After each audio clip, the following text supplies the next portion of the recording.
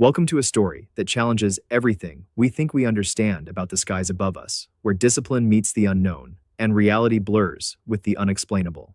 If you're ready to explore real experiences, raw truth, and the edge of human understanding, you're in the right place. Join our community and become a member of Veteran Vault, where we uncover stories that were never meant to stay hidden. I don't think the controller even expected us to actually see anything. Honestly, they sounded just as surprised as we were when we ended up intercepting something. Even now, I still can't explain what it was. I can't identify it. The way it moved didn't make sense. It was shifting speed, changing direction, adjusting angles in ways that didn't match anything we understood about physics or gravity. By definition, it was an unidentified flying object. Back when I was in high school, I had a college counselor who asked me to take a series of career tests. Everyone around me was preparing for college, choosing majors, planning out professional futures. I was at a math and science academy in Illinois, a boarding school where there was this expectation that we'd go on to become engineers, doctors, people who would give something back for the investment made in our education. But when my results came back, they were all over the place. One minute I was suited to be a park ranger, the next an architect, then even something as random as a dog walker. It made no sense. My counselor looked at me and said, "You just need to pick something. Choose a school, declare a major." Then he tried a different approach. He said, "Picture yourself at 40 years old. Looking back, what would you want to have accomplished?" I remember laughing and saying, "Honestly, every 40-year-old I know is going through a midlife crisis, getting divorced, or switching careers." He told me that wasn't the point, but for me, it actually became a powerful moment. It made me realize something clearly. I didn't want a predictable path. I wanted an adventure. I wanted to travel, to do something intense, something I could only do while I was young, while I had the energy and the ability. That realization pushed me toward joining through ROTC, eventually becoming a naval aviator. I went to flight school in May 2001. At that time, if I'm being honest, I was pretty self-focused. I saw it as my personal adventure. I was excited about flying, about seeing the world, about doing something thrilling. I started my training in Pensacola, Florida. It was all ground school at first, learning navigation, engine systems, weather, sitting in classrooms, studying, taking tests. But outside of that, it felt like summer on the beach, like I was right on the edge of something big and exciting. Then the day of my first flight arrived, and it happened to be 9/11. That morning started like any other. I was in Corpus Christi, Texas for primary flight training. The weather was perfect, clear skies, bright sun. I was excited. I even took a picture in front of the aircraft, a T-34 Turbo Mentor, this small prop plane we trained in.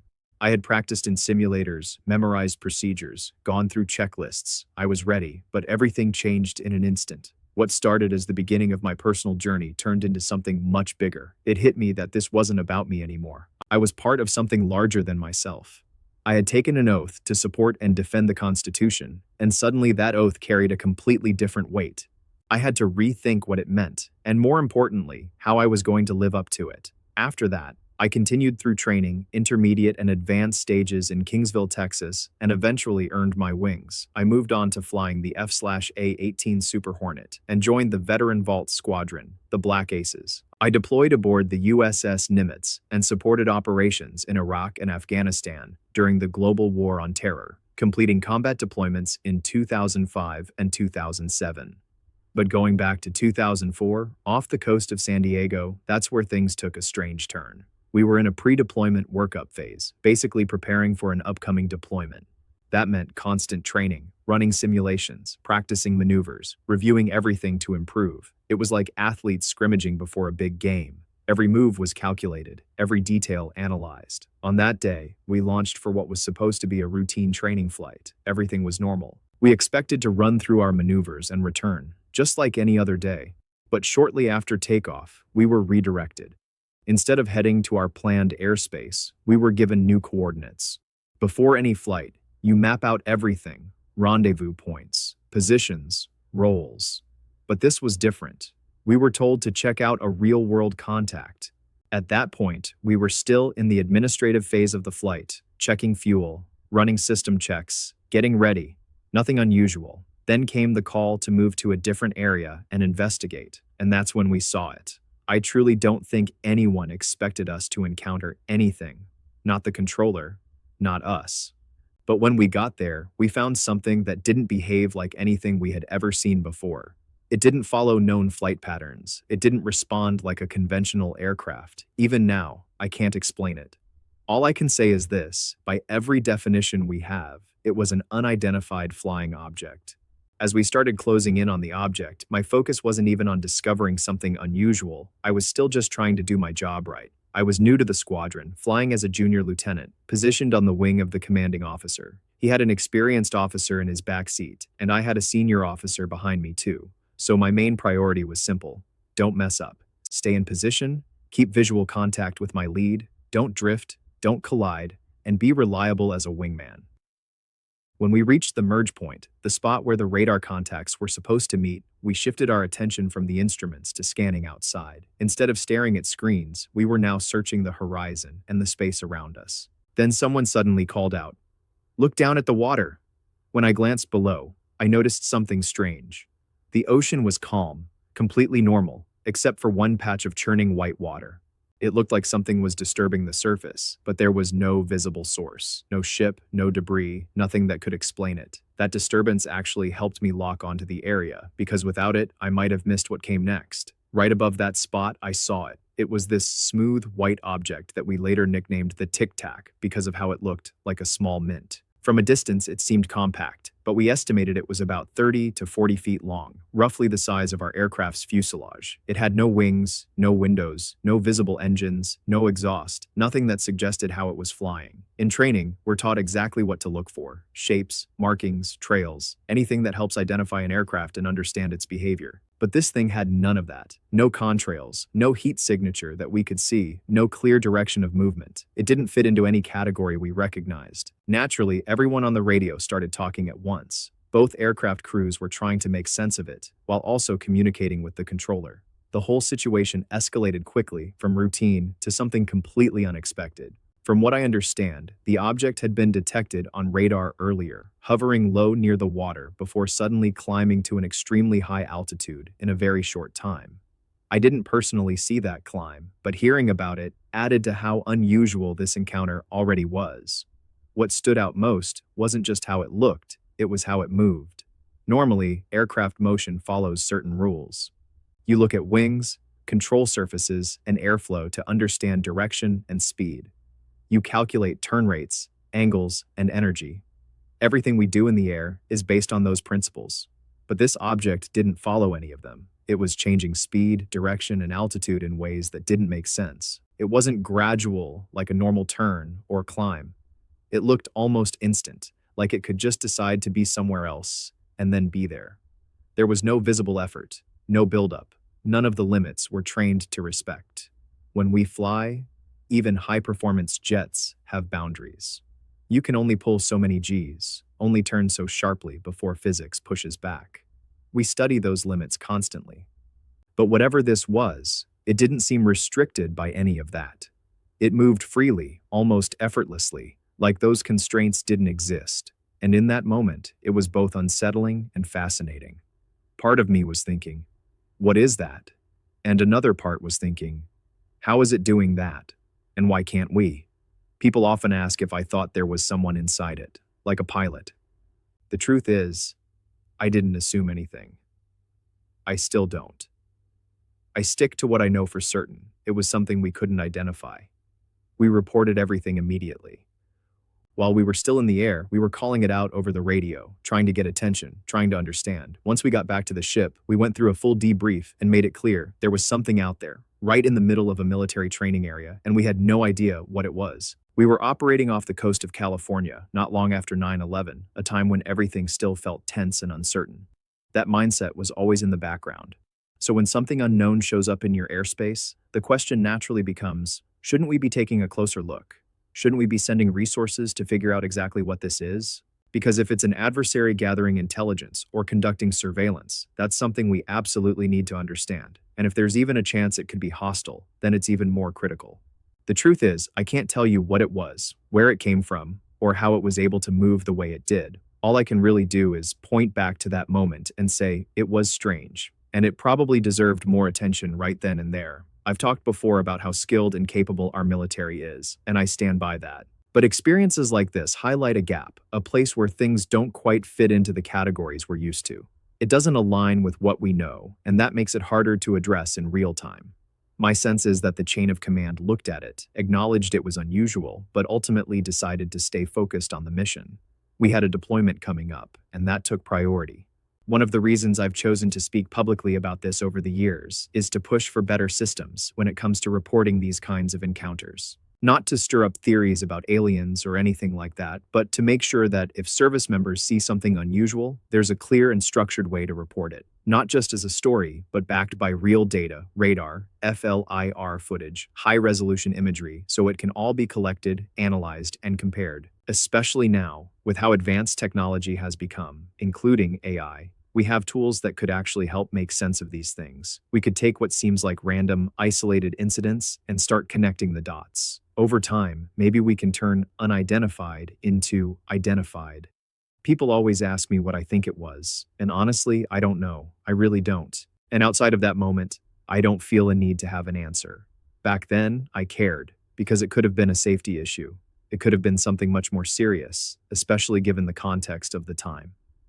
Being in that airspace, knowing how vulnerable everything felt, and having an air traffic controller ask you to visually identify something unknown, that's not a comfortable situation. We did what we were asked. We checked it out, reported that it was unusual, and admitted we didn't know what it was or how it was operating. Then we returned to the ship, and that was it. No one was hurt. Nothing escalated. After that, I moved on. I continued my career, deployed to Afghanistan, built a family, went through major life experiences, including things far more personal and challenging. So no, this isn't something that keeps me up at night or something I've spent years trying to solve on my own. When people ask, I'm willing to talk about it. I'll share what I saw and what I experienced. And I'll continue to advocate for better reporting systems, like the current efforts within the Pentagon to study these phenomena. I don't think they've perfected the process yet, but at least it's a step in the right direction. It's about closing that gap and making sure people in the field feel supported when they encounter something they can't explain. There needs to be a clear process. Who do you contact? How do you file a report? What happens to that information afterward? Those are the kinds of questions that still need solid answers. This actually ties back to something from much earlier in my life. I went to a math and science academy in high school, and while you might think that environment would push a strictly rigid, evidence-only mindset, it also taught us something just as important. Curiosity drives discovery. You can't assume you already understand everything, because the moment you do, progress stops. Think about something like organ transplants. Not that long ago, that idea sounded impossible, like something out of science fiction. The thought of taking an organ from one person and placing it into another seemed absurd, even disturbing. But now it's completely normal. You renew your driver's license, and they simply ask if you want to be an organ donor. No one bats an eye. That shift from unimaginable to everyday reality happens because people stay curious and keep pushing boundaries. I believe we still have countless breakthroughs ahead of us. There are things we don't understand yet, and that's okay. That doesn't mean we jump to wild conclusions, but it also doesn't mean we shut down possibilities. So, no, I can't tell you what we saw that day. I'm not going to label it or force an explanation just to have one. But I'm open to the idea that it could be something beyond what we currently understand, something that challenges our existing framework of science and reality. And maybe one day what seems impossible now will feel just as ordinary as everything else we once thought could never happen. The encounter you're describing is widely known as the USS Nimitz UFO incident, and it has become one of the most discussed and analyzed military sightings of an unidentified aerial phenomenon. It involved pilots from the United States Navy, including David Fravor and Alex Dietrich, who were sent to intercept something that had already been tracked on radar for days. What makes this case stand out compared to many others is the combination of eyewitness testimony, radar data, and infrared footage, all pointing to something that didn't behave like any known aircraft. Image, https://images.openai.com/static-rspdash/underscore JDA4WE6BZRX3TPQLLSU9UUDUA_6GQZ DET_RSCBD0S6GQZ_DET_PLAFY7UIET0U0VY7 EVVELX2 VCPPQ-EMZ2VCPPQ-EAD1WZ JG4L0T0IRS_3S BYDXHHTP-S-QLXTMXYU-YJ-9WC purpose equals full size. Image https://images.openai.com/static-rsc-4/udl vyhzsejx3dkcsvekz_jmf_x cokqkavdlt6 jkf2 zmixmbt1q1jbtv2s wpbyt-2q2tllswr5qdch8z-kpcw9mzdrzrywfvgidwrk74etjmlshcbbehd1ndrdyqv4 tkgyzqz52f90rx-cycs-xkcvf3s-hvkrny4 f2kzs3gtqbb8 ndatqb purpose equals full size. Image https://images.openai.com/static-rsc-4/ZZNLSBGJU-OEYZ007Q7W04 OGB8YEZX1VOAVBTCLQ-P-TJWJU-CJXB-OJRJMYFOMCDZYWKNZRHKXLD-IHKV1WPYS-W1VJ6 JQ7EXOTSMWLZQL7D-KDWNGK91EWELJBVBGRQ4 FOTTWMZYEUVWCIKODFFK4YAUQ5UUJYXILDOHFWYAF_FT_KZJEFI purpose equals full size. Image https://images.openai.com/static-rsc-4/ELSMVWN6CQY8 U0QX_SV-7V8R2FJ-C0IRD-CBJADDXT6 SUHXX2 VMAKIGXP5CTD90WU_8 IDSP5IOSSIW3_E8HZDI1DL6 WD-DEV1KJE082WU673_TPP1IZQNRDLLRFPOL8DCG_5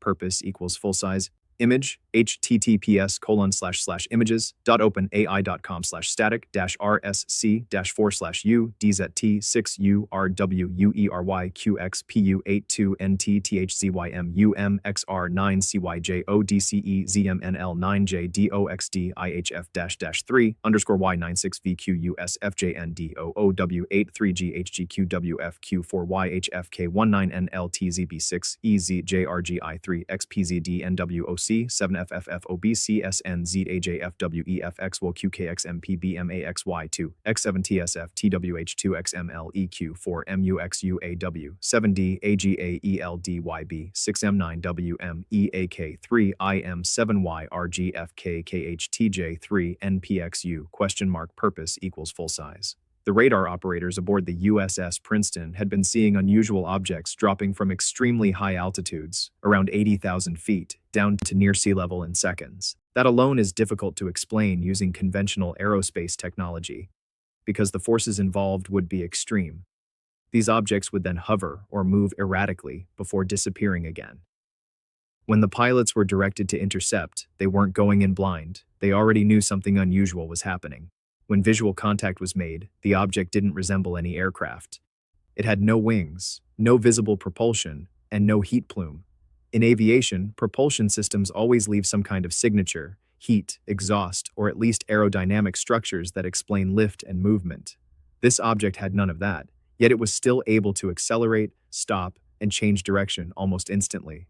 One of the most puzzling moments came when the object seemed to react to the pilots. As David Fravor attempted to descend toward it, the object began mirroring his movement, almost like it was aware of his presence. Then, without warning, it accelerated and disappeared. Within seconds, it showed up again on radar at a prearranged rendezvous point, something it shouldn't have known about. That detail is often brought up because it suggests either advanced sensing capabilities or something we don't fully understand. Later, another aircraft captured infrared footage using an advanced targeting system. That video, often referred to as the Tic Tac FLIR clip, was eventually released to the public and later confirmed as authentic by the U.S. Department of Defense. The footage shows an object moving in ways that don't match typical aircraft behavior, including rapid rotation and acceleration. Years after the incident, this and similar encounters led to the creation of investigative bodies within the Pentagon. One of the earliest was the Advanced Aerospace Threat Identification Program, followed by newer efforts like the All-Domain Anomaly Resolution Office. These programs are meant to collect reports, analyze sensor data, and determine whether these sightings represent foreign technology, natural phenomena, or something else entirely.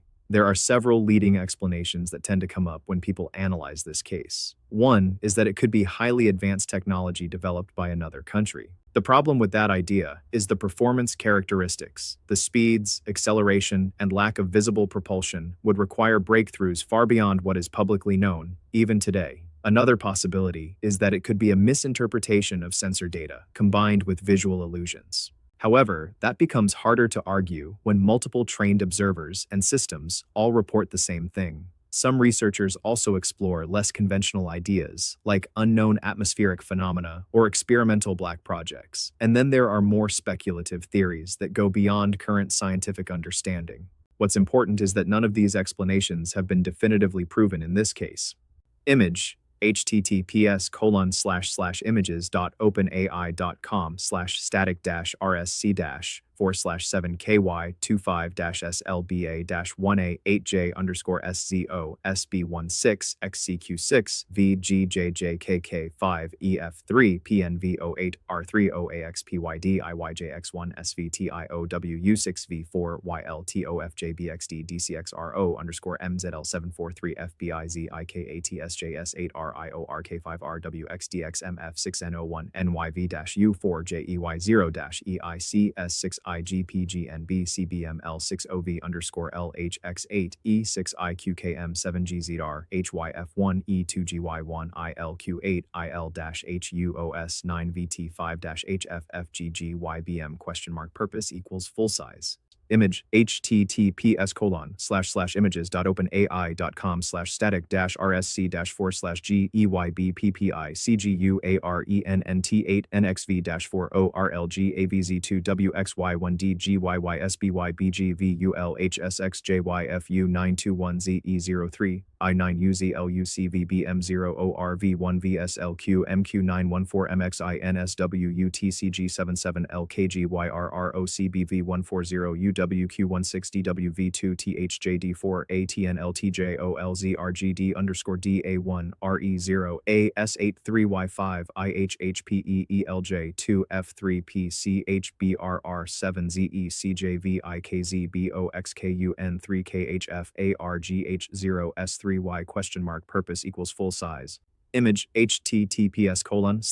images.openai.com/static-rc-4/H09UNLF8RYNLM-8RYNLM-WJCDD-UGA4XIJFAOMXMKOXMZH Purpose=full size. Image https://images.openai.com/static-rc-4/QRRK24DGCCS8ZHKX2NV UTF NTJ ATSF9Q1CZUJRFN NF-JATNIE_VHL3QNZT8JDXKTGVTW UWLHX-I01RSZYXL4JCXRP_C7EKMPU8Y5YE9F7VK WW4IMC IMPNJ16622QCN43KSC7EKMPU8Y5YE9F7VK WW7JZROI I5 ? From a military perspective, the biggest concern isn't whether something is extraterrestrial, it's whether it poses a risk. Unknown objects in controlled airspace are a serious issue. They can interfere with training, create collision hazards, or represent surveillance threats. That's why pilots like Alex Dietrich emphasize the need for proper reporting systems rather than speculation. There's also a cultural shift happening inside aviation and defense communities. For a long time, reporting something unexplained could carry a stigma. Pilots might worry about being dismissed or having their credibility questioned. Now, with official acknowledgement from the government that these phenomena exist, even if they're not understood, there's more openness to documenting them properly. What makes this topic so compelling is that it sits at the intersection of science, defense, and human perception. On one hand, it challenges our understanding of physics and engineering. On the other, it highlights the limits of what we currently know. History has shown that many things once considered impossible eventually became reality, but it also shows that not every mystery has an extraordinary explanation. So the situation remains unresolved. There's credible evidence that something unusual was encountered, but no confirmed answer as to what it was. And that uncertainty is exactly why the topic continues to be studied, debated, and revisited years later. The truth isn't that we discovered something extraordinary, it's that we encountered something we couldn't explain, and chose to move forward anyway. In a world where we pride ourselves on control, precision, and understanding, moments like this remind us that not everything fits within our limits. What matters isn't jumping to conclusions, but staying curious, disciplined, and open to the unknown. Because progress doesn't come from having all the answers, it comes from having the courage to question what we don't yet understand.